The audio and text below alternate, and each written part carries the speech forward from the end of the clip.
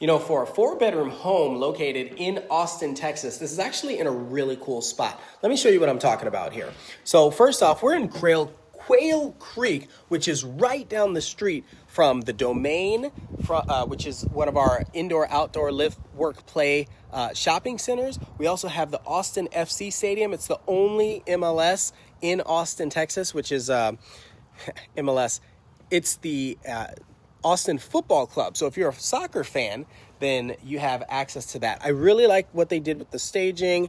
I think it's the middle of the day, but the neighborhood is very, very quiet if you hear it. I like that they touched up the facade, but they still kept a lot of the characteristics of the home originally built in 1971, I believe what it is. And so they did a really good job renovating the place, and as I walk through and I see tours like this, see homes like this, and I'm touring them, I get excited to know that they're preserving some of the character from the home, and they're not completely changing it or tearing it down entirely, and then rebuilding something completely new. So it's nice to see that, especially in Austin, Texas, kind of keep it weird a little bit. So let's start by looking at the kitchen. And so this is a 4-bedroom. I think I mentioned that earlier. So we've got a good sized kitchen with a nice waterfall island and still room for seating here. You've got a refrigerator space.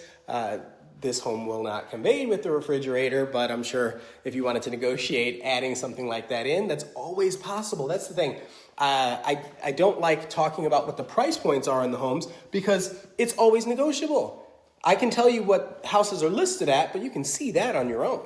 Right? And based on what it's listed as, not necessarily what you're willing to pay for it. So while I'm talking about it, what would you think so far that this house is worth in your mind? Like I said, it's in the neighborhood of Quail Creek. You see that they've put all new appliances in here. I know we haven't walked around completely, but like this tile, the vertical subway tile, all the way to the ceiling. I like that they have the vent and the 5-burner range, and then plenty of cabinetry. This is all new, all redone. And, well, new to you. It's not brand new, right? Because as soon as somebody touches it, it's no longer considered new. Such silly rules that we have to come up with. I guess I'll go over this way. So when they were building homes in the middle of the 70s, this is where they put the HVAC system. The reason why I'm looking at this right away is because I notice, the main living area is right here. And so now you've got an HVAC here. So the home is pretty cool. Right? It's not like, so I know that this has been running. I want to hear what it sounds like when it kicks on to see if it would disturb me in the living room. These are the little things that we think about as we're going through some of these homes. So large window, low window. So that's interesting because some people don't like that because of children. Let's say a kid that's here can open the window and maybe get out, or a pet or something like that. But then when you look at how beautiful it is and how much light it lets in, like these lights don't do anything. They're not even necessary right now because there's so much light coming in from the front window. And then you have a pretty typical closet space for this style and age of home and size of home. It's about 1850-ish square feet and some change, something to that effect. So it's nice when you have homes in Austin, Texas that have the fans in the bedrooms. Okay, so we looked at that bedroom. Here's the next one. So not the same kind of window, but you end up getting a little more space in the room, which is kind of nice, right? And then the closet actually has some more space too. All right, so you get to see that. So another fan in here. Okay, and I'll come back and look at the bathroom in a second. And so this is a third room on this side of the home. All right, so notice we've got the conjoined bathroom, which I'll go around on the other side. It's kind of hard to open that just because there's the way the wall is set up. This room, I would say, has the least amount of space of the 3 on this side. However, I mean, it's still enough to put a bed maybe over in that corner right there, and it has an exit to the back patio. And then the closet space is still a little bit larger than the first room we looked at, between the first and the second room that we looked at. Okay, so now I'm going to come in here to the guest bath, or the bath for this wing of the house. All right, and we've got, I really, really like this tile, the sea foam or whatever color tile that is. Looks like they refinished the tub, or maybe they just dropped a new tub in here. You have your inset so you can put a couple of your toiletries. Okay, they replaced the lights, the mirrors, it looks like. They did a decent job. And then, like I said, you have the ability, this is a Jack and Jill setup, Jaden and Jaden setup, so you can open that up and come in from the other room, right? So that way, you have the entryway on the outside, and then you have the entryway from the bedroom. So it's not really a bed with a bath in it, but it feels like it a little bit. Great for family setup or guests staying, that sort of thing. And so I'll come back to the living room, but I'm going to show the primary bedroom first. Okay, so this is laundry, your laundry space. I don't know why they have the ladder and basket in here. I think it detracts from the fact that you can't really fit. It wouldn't be very easy to fit in a unit, and you'd have to, oh my gosh, I don't even know how this would work. It's almost like you'd have to do a stackable, because the amount of space to slide through and still open the door, I think that would be challenging. I don't know, because I don't see the units. I'm guessing that whoever set this up had some kind of vision for that. So I'd like to see how the appliances actually fit in here. And so now we're in the primary bedroom. Again, large window, low window. So it's always really, really nice to see. Fan in the bedroom. Was there a fan in the fourth bedroom? I don't remember. I don't remember if I saw a fan in the fourth bedroom.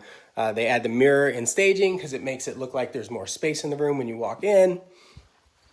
All right. And then we have our bathroom with the pocket closet for your actual closet, a pocket door for your actual closet. Remember, this is in Austin, Texas, and so I'm curious what you think it's priced at, and then also what you think it should be priced at. Like what if you had the resources, what you'd be willing to pay for this, or what you think somebody else should pay for this. I like that there's a little, I was going to say I thought there was floating shelves in the lighting, but no, I can see that down there. So double vanity, you've got your matte black finishes throughout. I was going to say there's got to be a fan and a vent. And I like that this is kind of oversized and what do they call it? Invisible corners or edges or whatever. So there's no solid edges around it. It looks pretty elegant.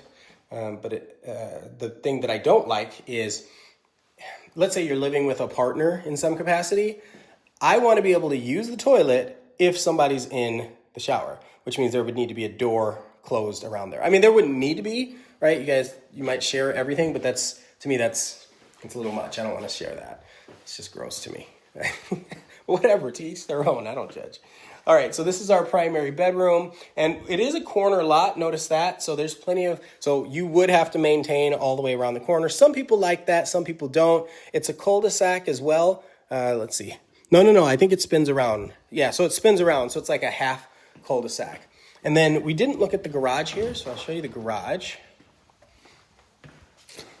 They did all the stuff on the inside, and they didn't epoxy the garage flooring. I'm always curious about that. They did, however, finish the walls inside of the garage and add, you've got a couple outlets over here. They're not 240, so at least I don't know that they are 240. This one is. This one looks like it is. So you could put a nice large fridge here or an EV charging station here. You've got your electrical panel. There you go. So you've got your attic access.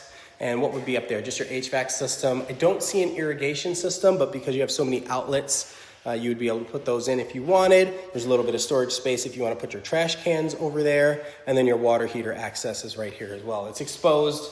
I don't know if that's a positive or negative, but for aesthetics, I would knock it down a notch. Okay, so we've seen all this.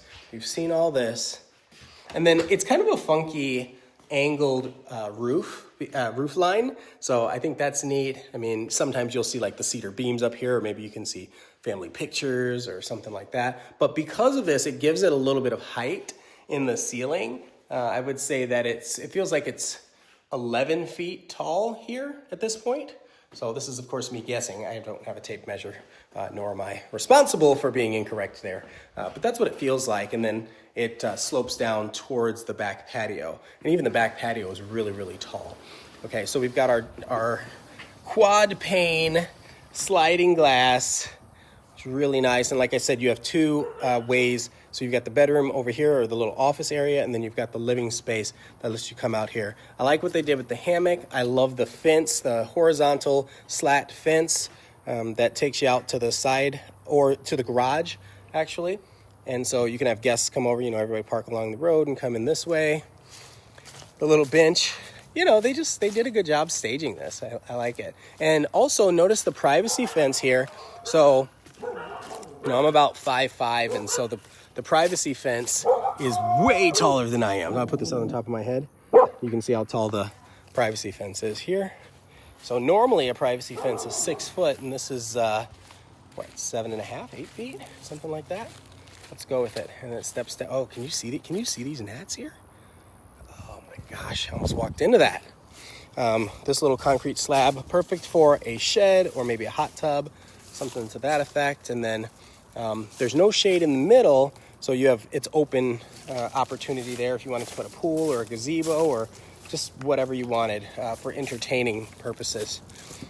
Yeah, and then 2 fans on your covered patio and plenty of space. This is an extended slab for sure.